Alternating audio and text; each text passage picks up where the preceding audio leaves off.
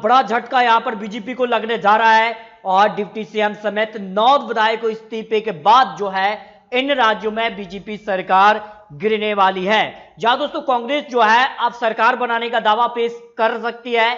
इससे पहले राज्यसभा चुनाव 19 जून को हुए हैं, उसके बाद क्या रिजल्ट है वो भी आपको दिखा देते हैं।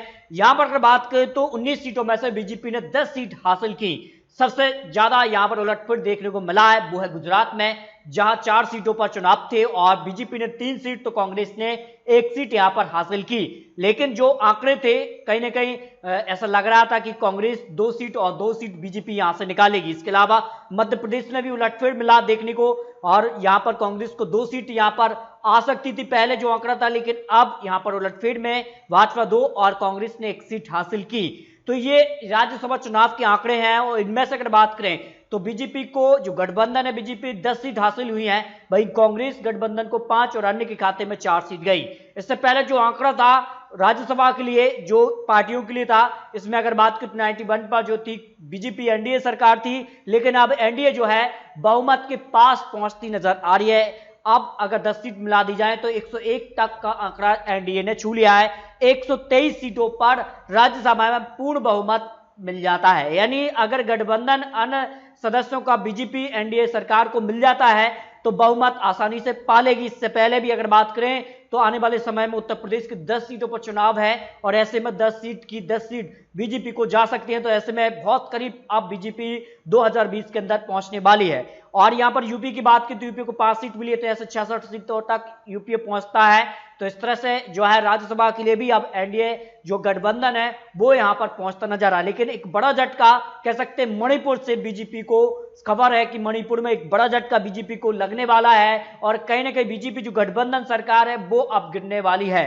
यहां पर अगर पूरी डिटेल से आपको खबर दिखा दे तो मणिपुर में 4 मंत्री सहित भाजपा गठबंधन से 9 सदस्यों के इस्तीफे के बाद तेजी से हालात बदले हैं और राजनीतिक घटनाक्रम के बीच कांग्रेस विधायक दल ने नेता यहां पर चुन लिए गए हैं। इसके बाद कांग्रेस ने यहां पर मणिपुर में सरकार बनाने का दावा किया है और यहां पर खबर है कि यहां पर सरकार बनाने की कोशिश कर रही है। इससे यहां पर जल्दी यहां पर एन बीरेन सिंह सरकार के खिलाफ अविश्वास मत लाकर सरकार के खिलाफ जो है फ्लोर टेस्ट की मांग कर सकते हैं। अब फ्लोर टेस्ट में मणिपुर में कौन जीत सकता है इसके भी आंकड़े आपको यहां पर दिखाने वाले हैं। तो यहां पर कांग्रेस प्रवक्ता भूपेंद्र सिंह ने भी कहा है कि मणिपुर में जल्दी 3 बार के मुख्यमंत्री रह चुके कांग्रेस की तरफ से वो भी सिंह नए यहां पर मुख्यमंत्री बनने वाले हैं। इसके अलावा अगर बात करें तो मणिपुर में किस प्रकार के हालात है, किस आंकड़े तक कौन पहुंच सकता है और मणिपुर विधानसभा की कुल 60 सीटें आती हैं। 2017 में विधानसभा चुनाव हुआ था जिनमें कांग्रेस ने सबसे ज्यादा 28 सीटें हासिल की, लेकिन कांग्रेस ने सरकार नहीं बना पाई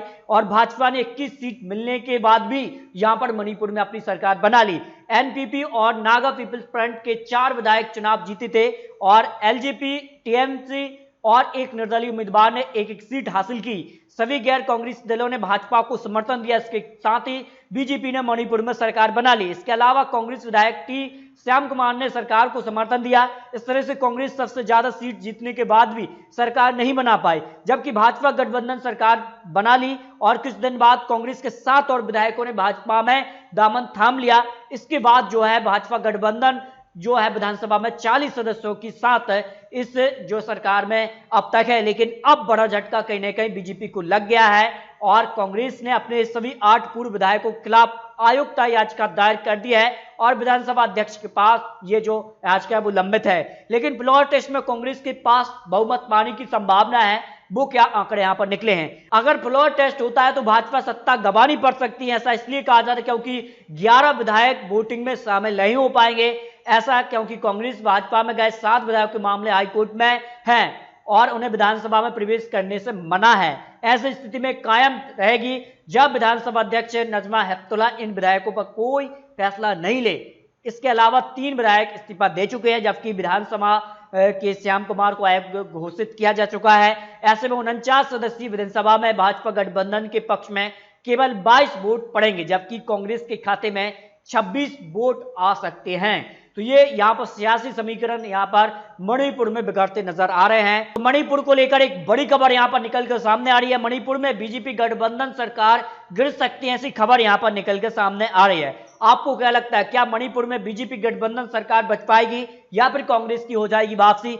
अपनी राय कमेंट बॉक्स में रखिए और इसी प्रकार की और जानकारी पाने के लिए आप प्लीज चैनल को सब्सक्राइब भी कर लीजिए ताकि आने वाली जानकारी का नोटिफिकेशन आपको टाइम टाइम मिलता रहे।